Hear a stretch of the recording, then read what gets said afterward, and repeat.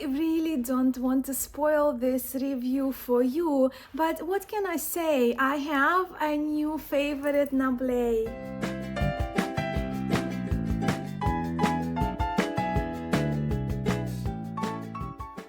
Hello friends, Masha here. I am very excited to be filming this video to share with you the newest Jean Noblet Tarot, skillfully restored by Sullivan Hismans of Tarot Sheet Revival.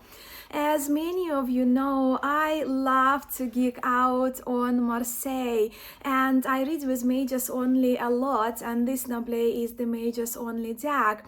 In fact, Jean Noblet Tarot is one of my most used tarot decks, and it's the tarot that I pretty much exclusively use for the exercises and for the studies, for my Tarot de Marseille studies. And this newest little Noblet is a new treasure of mine.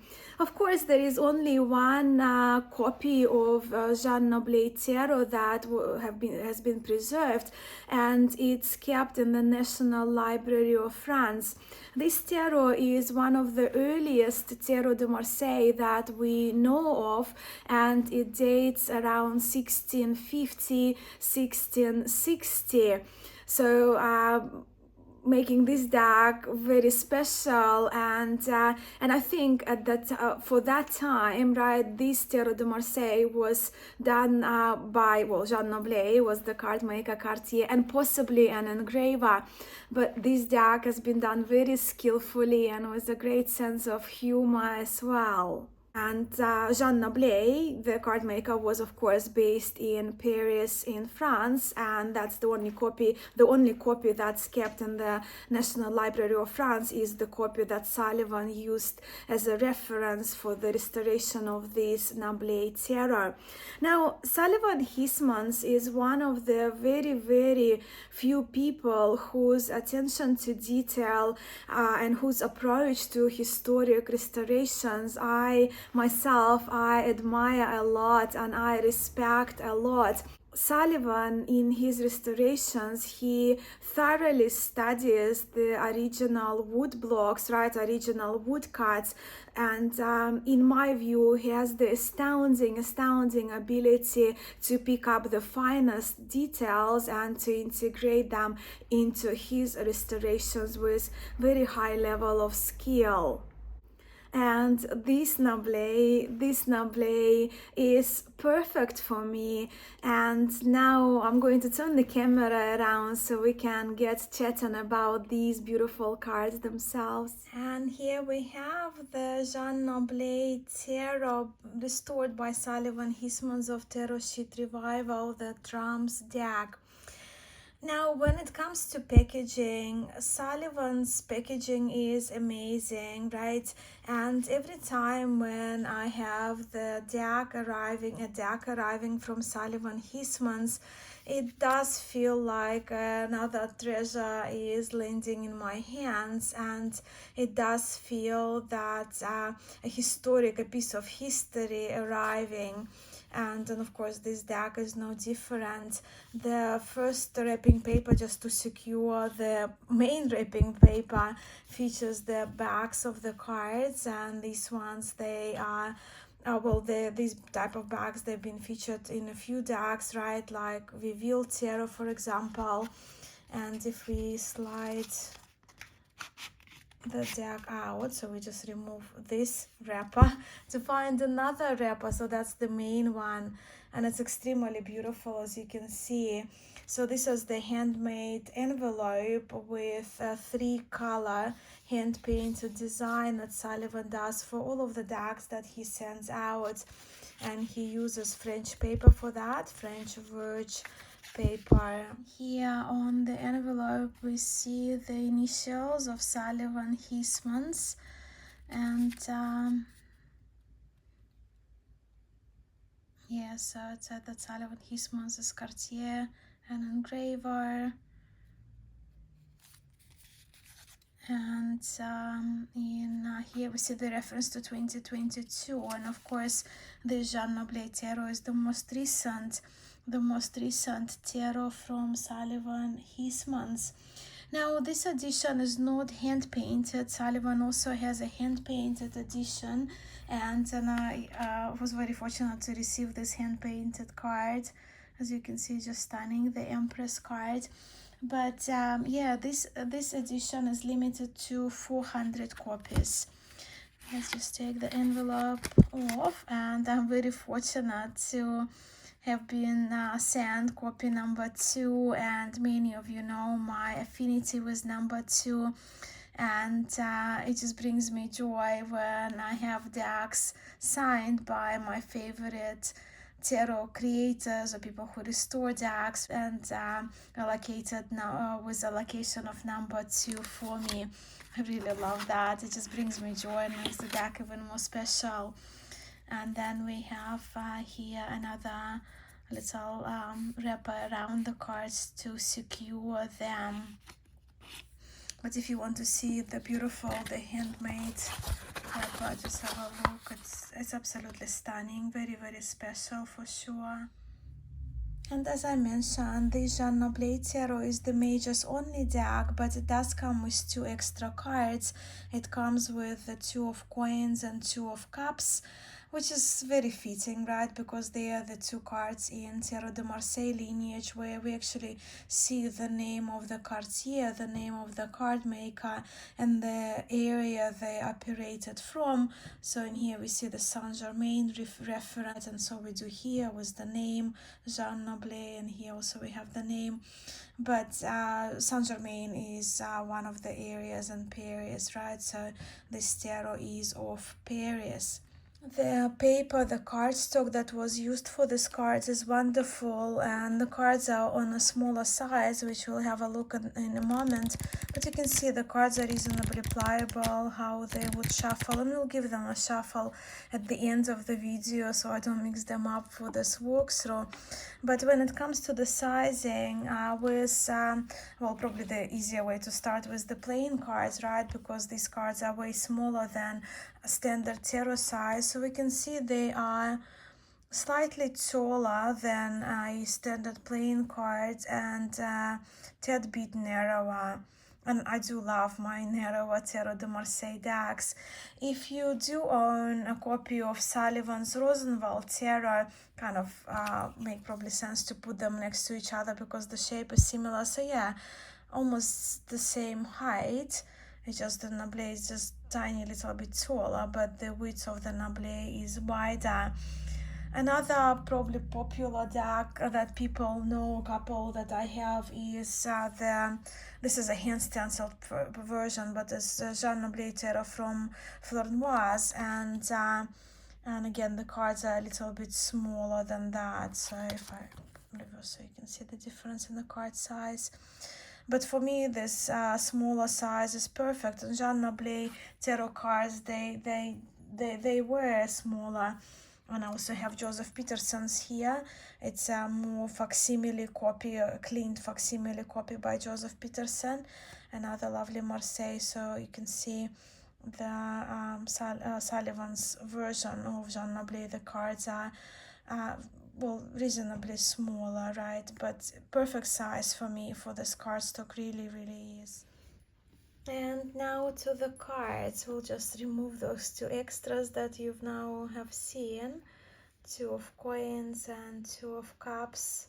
Now on his website, Sullivan says that his main goal during the restoration process was to shed light onto those subtleties partly obscured by the very dark and opaque blues and greens used to paint this historical deck.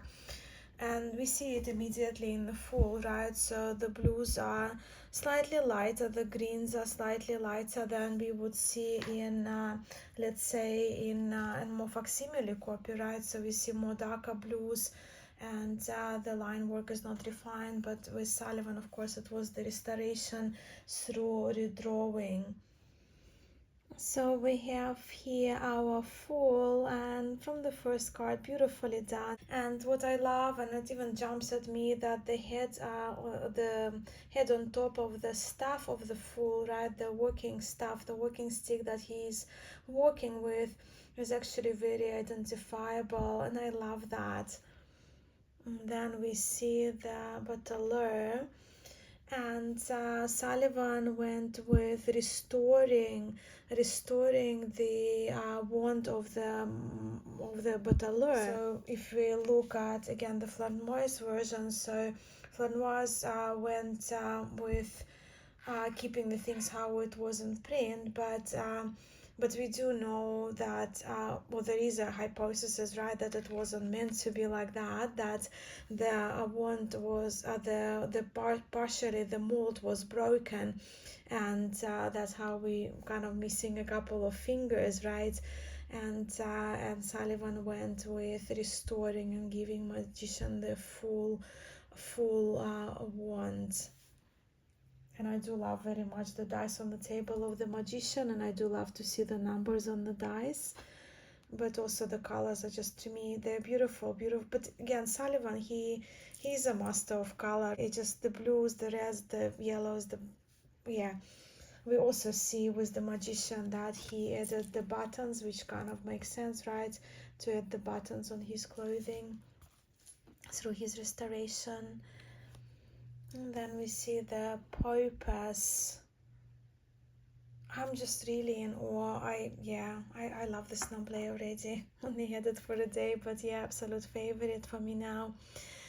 Now again, so the Popus, if we have a look at the Flanois one, right, so what we see, if I bring the cards a little bit closer to you, I think they're kind of good example to look at, because it just the Popus in Sullivan's version of Jean Noblet, she it just the card, the features, the facial features show the elegance of Sullivan's drawings and restorations and line work, and in comparison to the Flanois one, the Sullivan's Popus almost seems soft even, because of that elegance and refinement and the artwork and the lines, yeah, the lines as well.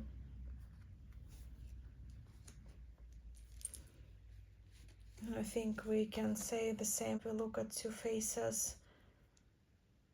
But do let me know whether you have a preference of more kind of a sharper version of the drawings, or more softer version.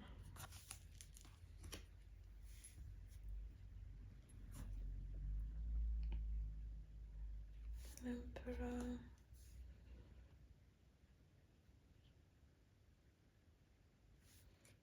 I think this is such a beautiful restoration, and I'm so glad that Sullivan decided to do a Noblet deck. Again, this one for some reason just feels more charming and softer than my other Noblets, and I love Noblets, as you know. Then we have the Charioteer, and with the Charioteer we can see the, well, iron, but that used to be used for Jean Noblet, right?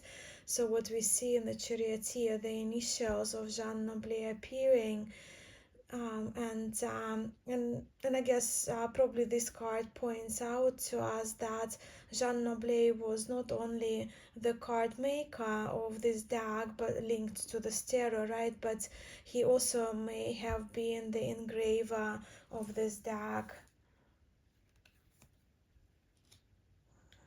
Justice, Hermit. Also, what I like that Sullivan preserved more kind of the original lines, so they are not perfected there, the frame of the card. I think actually the wheel of fortune is one of probably the harder cards in Jean Noblet to redraw. But again, I cannot draw, I'm not an artist, but I'm just assuming.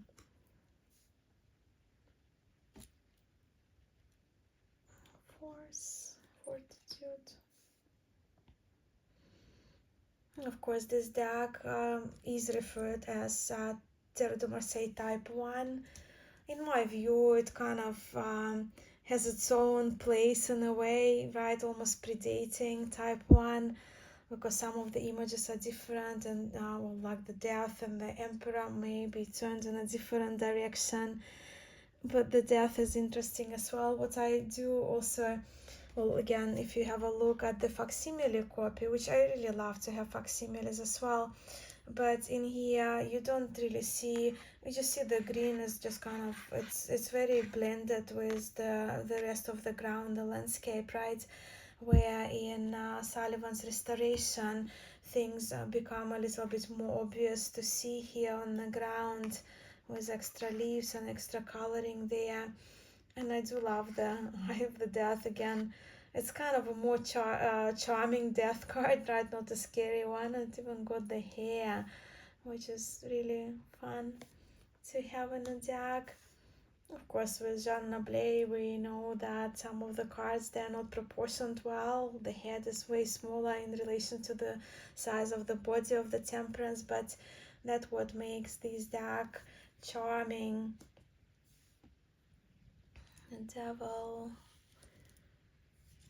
Again, just to give you a little bit of a comparison there, side by side rather than comparison, because you can't compare the facsimile and the restored and redrawn deck. But again, if you pay attention to the blues and the greens and what is obvious in the cards, and even here the clearing around the chest of the Devil.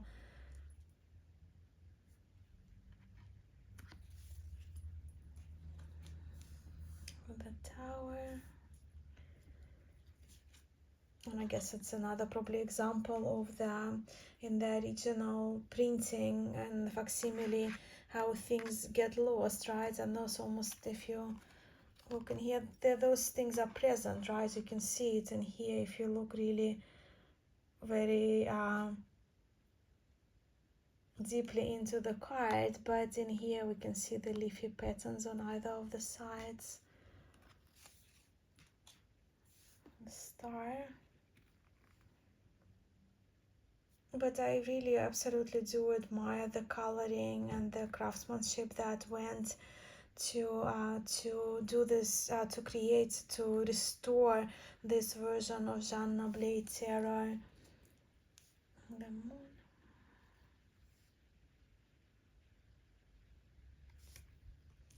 But what we see in the Sun card in Jean Noblet Tarot, I think it's quite unique. And you see, that's why Jean Noblet Tarot, for me, yeah, it's type 1 Tarot de Marseille, but it's almost like a type above that, right?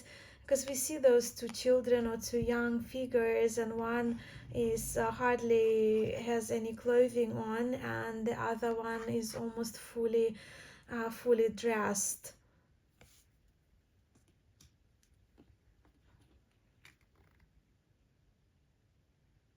Judgment.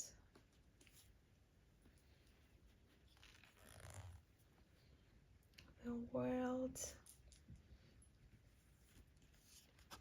Again, if you look at the facsimile, more clear facsimile of Joseph Peterson's, right, and the restoration from Sullivan, of course we can notice those obvious differences in the cards, even the laurel skirt, differently colored.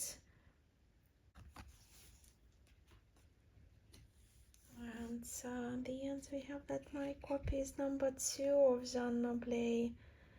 And here we see that once again that's first limited edition of 400 copies only.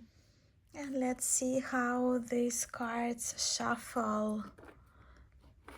I have to say that I very much admire how Sullivan Hismans is so demanding towards himself and the work that he does with his decks, and I also very much admire his dedication to the restorations of those important historic decks that he releases for us, like this one.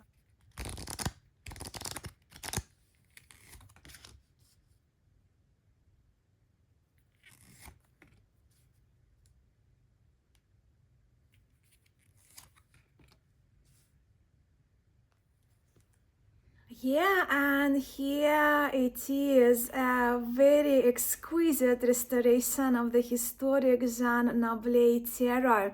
Please let me know what you think of these cards, and also please let me know if you do have Jean Noblet, a version of Jean Noblet Tarot in your collection. Which one? As you know, I do have quite a few Jean Noblet Tarots, quite a few different restorations of Jean Noblet Tarots, but this is an immediate favorite because it's been done with such skill and such craftsmanship by Sullivan. The link to Sullivan's website, to Tarot Sheet Revival, is included for you below, where you can check this deck and some of his other decks.